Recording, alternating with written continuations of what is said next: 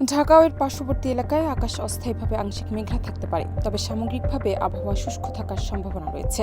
রাতের তাপমাত্রা সাধারণত অপরিবর্তিত থাকতে পারে বলে জানিয়েছে আবহাওয়া অফিস। 22 জানুয়ারি সকাল 6টায় ঢাকার সর্বনিম্ন তাপমাত্রা রেকর্ড করা হয় 16.7 ডিগ্রি সেলসিয়াস। এ সময় বাতাসে আর্দ্রতার পরিমাণ ছিল 55%।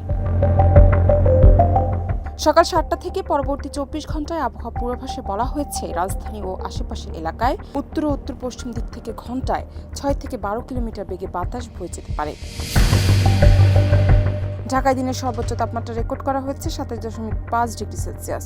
এর আগে বুধবার সন্ধ্যা 6টায় ঢাকার তাপমাত্রা ছিল 23 ডিগ্রি সেলসিয়াস এবং তখন বাতাসের আর্দ্রতা ছিল 55%। সূর্যাস্ত হবে সন্ধ্যা 5টা 37 মিনিটে। 23 জানুয়ারি সূর্যোদয় হবে ভোর 6টা 43 মিনিটে। জান্নাত নিপু, দেশ রূপান্তর।